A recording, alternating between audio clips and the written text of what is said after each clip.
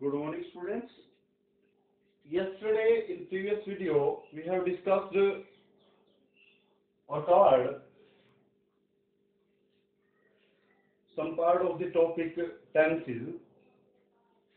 So, we have discussed last time the present indefinite tense and its uses. So, now we are going to discuss the rest part of the topic. Present indefinite tense पे हम आए हुए थे और present indefinite tense का जो uses है वो हमने किया था। पहला यूज किया था हमने हैबिचुअल एक्शन के लिए, दूसरा यूज किया था यूनिवर्सल ट्रुथ के लिए और साइंटिफिक फैक्ट के लिए। अब आगे तीसरा जो यूज है इसका वो है, लास्ट टाइम हमने यही किया था, इसको पूरा नहीं कर पाए थे। ठीक है, वीडियो की जो टाइमिंग है वो एंड हो गई थी। अब इसको डिस्कस करते हैं। To express effect, to express effect which is true at the time of speaking, at the time of speaking, कि एक ऐसा फैक्ट जो है बताने के लिए हम प्रेजेंट इंडेफिनिट टेंस का यूज करते हैं, जो कि बोलते समय जो है वो सच है। बाद का नहीं पता कि वो सच है या झूठ है, लेकिन बोलते टाइम वो सच है। जैसे कि ही लिव्स इन दिल्ली, कि वो दिल्ली में रहता है।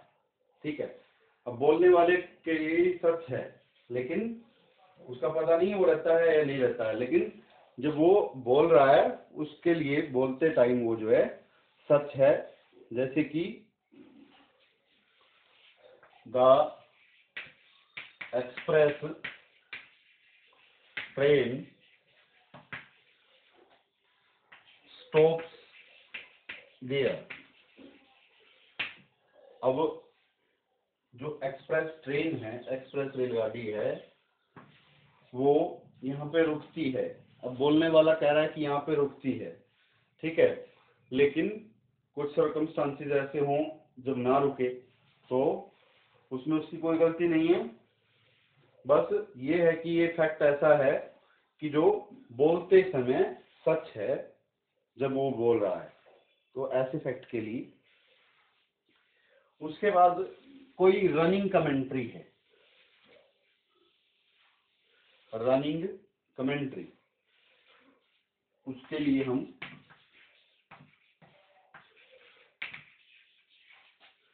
रनिंग कमेंट्री को एक्सप्रेस करने के लिए भी हम प्रेजेंट इंडेफिनिट टेंस का यूज करते हैं। जैसे कि Ashok passes the ball, Ashok passes the ball to Ramesh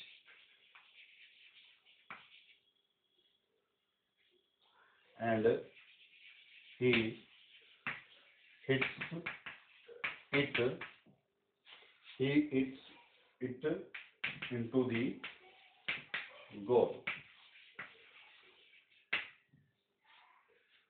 अब जो रनिंग कमेंट्री बोली जाती है उसके लिए भी हम प्रेजेंट इंडेफिनिट टेंस का यूज करते हैं, वर्ब की फर्स्ट फॉर्म SEIS।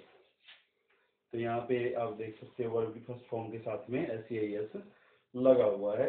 अशोक ने बॉल को पास किया रमेश को, एंड ही हिट्स इट, और रमेश ने उसको हिट किया टू दी गोल, गोल की तरफ। ठीक है, तो ये हमारे प्रेजेंट इंडेफिनिट टेंस के जो है यूजेस थे। नेक्स्ट जो है आगे हमारे पास आता है present continuous tense. Present continuous tense. अब प्रेजेंट कंटीन्यूअस टेंस का जो सिंपल सेंटेंस है, सिंपल सेंटेंस है, उसका स्ट्रक्चर क्या रहता है?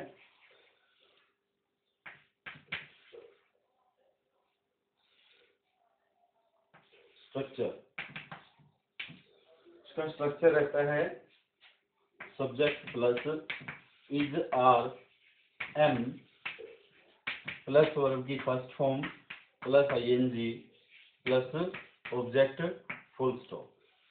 ये हमारे पास जो है प्रेजेंट कंटीन्यूअस टेंस का सिंपल सेंटेंस का स्ट्रक्चर रहता है। जैसे कि he is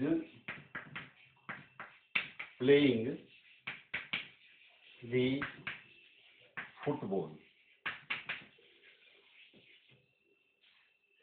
he is playing the football. अब इज आर एम का आपको पता होगा कैसे यूज करते हो। इज जो है सिंगुलर के साथ, आर प्लूरल के साथ और एम जो है वो आई के साथ यूज किया जाता है। तो ही इज प्लेइंग दी फुटबॉल, ये हमारा सिंपल सेंटेंस हो गया। उसके बाद आता है negative sentence. Negative sentence. Negative sentence का जो स्ट्रक्चर रहेगा वो रहेगा subject plus is are am plus not plus verb की फर्स्ट फॉर्म प्लस आईएनजी और प्लस ऑब्जेक्ट फुल स्टॉप। तो ये स्ट्रक्चर रहेगा प्रेजेंट कंटीन्यूअस के नेगेटिव सेंटेंस का। नेगेटिव सेंटेंस में आपने क्या करना होता है, जो हमारी मेन हेल्पिंग वर्ब होती है उसके बाद नोट लगाना होता है। और main helping verb is are am है हमारे पास, तो इसके बाद ही नोट लगेगा। तो ये सेंटेंस बन जाएगा he is not playing the football. ठीक है। अब इसके बाद आता है हमारे पास सिंपल सेंटेंस हो गया, नेगेटिव हो गया। उसके बाद आता है हमारे पास इंटेरोगेटिव सेंटेंस। क्या आता है? Interrogative sentence.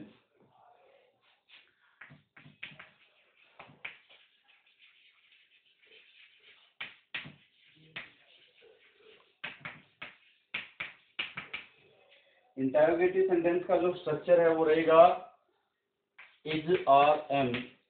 इंटेरोगेटिव में क्या होता है, जो हमारी मेन हेल्पिंग वर्ब है वो आगे आ जाती है, उसके बाद सब्जेक्ट का प्रयोग किया जाता है, वर्ब की फर्स्ट फॉर्म प्लस आईएनजी और plus object sign of interrogation. ठीक है। Are you playing football. Are you playing football. ठीक है। तो उसके बाद साइन ऑफ इंटेरोगेशन। तो ये हो गया हमारा इंटेरोगेटिव सेंटेंस। उसके बाद आता है हमारे पास interrogative plus negative. Interrogative plus negative sentence. अब उसका स्ट्रक्चर क्या रहता है हमारे पास? उसका स्ट्रक्चर रहता है हमारे पास इज आर एम प्लस में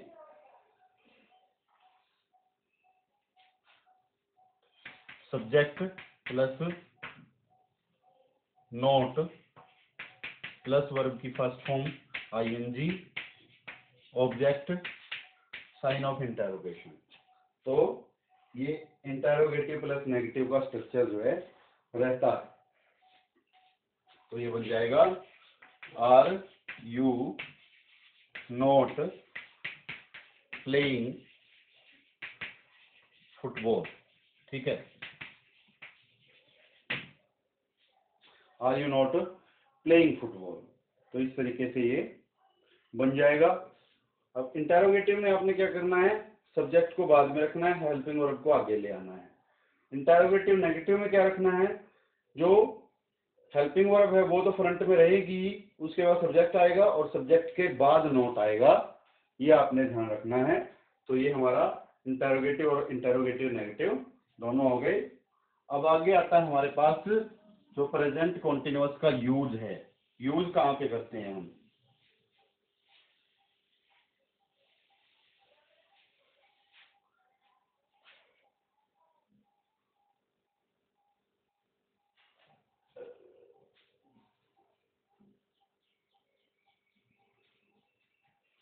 एक तो कॉन्टिन्यूअस एक्शन के लिए, कॉन्टिन्यूअस एक्शन के लिए ये तो आपको पता ही है कि जहाँ पे किसी भी एक्शन में कॉन्टिन्यूटी हो वहां पे हम क्या करते हैं, प्रेजेंट कॉन्टिन्यूअस टेंस का यूज करते हैं अगर प्रेजेंट में हो। और कई बार जो है कंपैरिजन के लिए भी हम इसका यूज करते हैं। अगर कॉन्टिन्यूअस एक्शन में कंपैरिजन हो, जैसे कि he is playing but his sister is reading, ठीक है।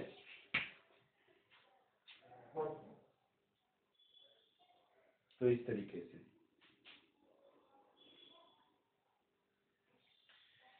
उसके बाद कोई ऐसा एक्शन हो जो इनडायरेक्टली कॉन्टिन्यूअस हो, indirect continuous action. Indirect continuous action कौन सा होता है कि बोलते हुए दिखाई नहीं दे रहा लेकिन वो चल रहा है काम, जैसे कि I am writing a book. अभी यहाँ पे क्या है कि बोलते हुए दिखाई नहीं दे रहा लेकिन इनडायरेक्टली रूप से कॉन्टिन्यूटी में चल रहा है। I am writing a book, मैं एक किताब लिख रहा हूं, इस तरीके से।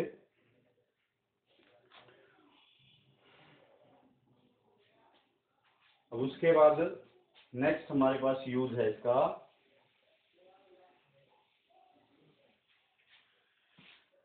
किसी ऐसे कार्य के लिए जो नियर फ्यूचर में होने वाला है, नियर फ्यूचर एक्शन के लिए, नियर फ्यूचर एक्शन के लिए, नियर फ्यूचर एक्शन के लिए जैसे he is coming home, he is coming home tomorrow. अब ये फ्यूचर का एक्शन है, नियर फ्यूचर का एक्शन है, इसीलिए प्रेजेंट कॉन्टिन्यूअस का प्रयोग किया गया है। एक रिपीटेड एक्शन के लिए, रिपीटेड एक्शन के लिए कि कोई काम जो है वो बार बार हो रहा है, जैसे कि he is always losing, he is always losing his things, कि वो हमेशा अपनी चीजें जो है खो देता है या खोता आ रहा है, ठीक है। तो जो रिपीटेड एक्शन है उसके लिए हम प्रेजेंट कॉन्टिन्यूअस का प्रयोग करते हैं। तो ये हो गए हमारे पास इसके प्रेजेंट कॉन्टिन्यूअस के यूज। अब उसके बाद आता है हमारे पास प्रेजेंट परफेक्ट टेंस। कौन सा टेंस, प्रेजेंट परफेक्ट टेंस।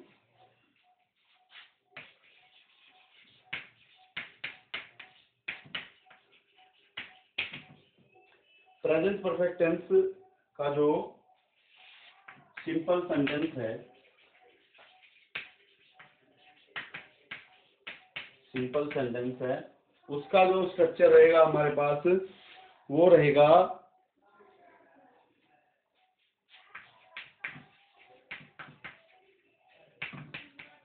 रहेगा subject plus has, have plus third form of verb plus object full stop. ठीक है, जैसे कि for example she has finished her work.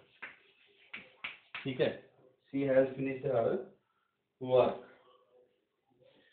अब हैज और हैव का आपको पता है, हैज जो है सिंगुलर के साथ और हैव प्लूरल के साथ लगता है, और आई के साथ में भी हैव ही लगता है।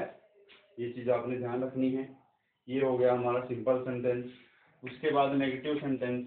नेगेटिव सेंटेंस में मैंने बताया था अभी आपको, नेगेटिव सेंटेंस में क्या बताया था, क्या होता है नेगेटिव सेंटेंस में, जो मेन हेल्पिंग वर्ब होती है उसके बाद नोट लगाना होता है, subject plus has, have plus not plus third form of verb plus object full stop.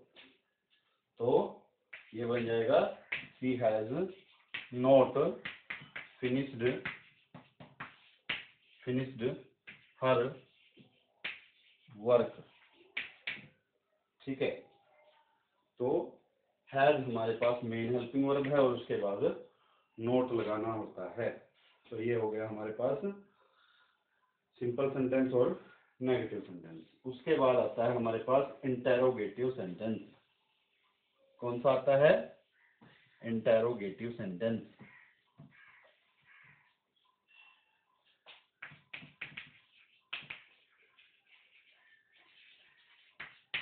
Interrogative sentence, interrogative sentence का जो स्ट्रक्चर है वो रहेगा, क्या बताया था अभी मैंने, कि जो मेन हेल्पिंग वर्ब है वो स्टार्टिंग में आ जाती है, हैज या have plus subject plus third form of verb plus object sign of interrogation. तो have you finished your work, have you finished your work. तो हैव आ जाएगा यू के साथ, प्लूरल के साथ जो है, यू कई बार जो है वो प्लूरल में प्रयोग होता है।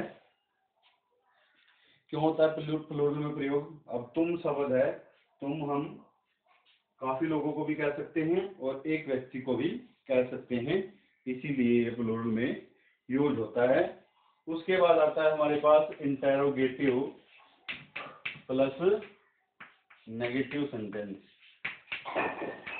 इंटेरोगेटिव प्लस नेगेटिव सेंटेंस, इसका स्ट्रक्चर हमारे पास रहता है, क्या हो जाता है, हेल्पिंग वर्ब तो ऑलरेडी बाहर ही है, पहले ही है, और उसके बाद सब्जेक्ट होता है और उसके बाद हमें नोट लगाना होता है, third form of verb object sign of interrogation. तो ये बन जाएगा have you not finished your work. इस तरीके से ये हमारे पास इंटेरोगेटिव सेंटेंस और इंटेरोगेटिव प्लस नेगेटिव सेंटेंस हो गया। अब इसके बाद आता है हमारे पास जो प्रेजेंट परफेक्ट का यूज है वो हम कहाँ पे करते हैं, कहाँ पे करते हैं प्रेजेंट परफेक्ट टेंस का यूज। एक तो करते हैं हम कंप्लीटेड एक्शन के लिए, तो इसकी आइडेंटिफिकेशन क्या होती है, चुके हैं, चुके,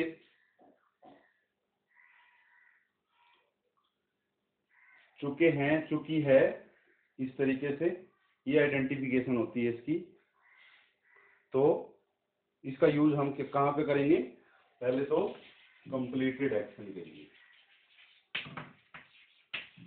कंप्लीटेड एक्शन के लिए जो काम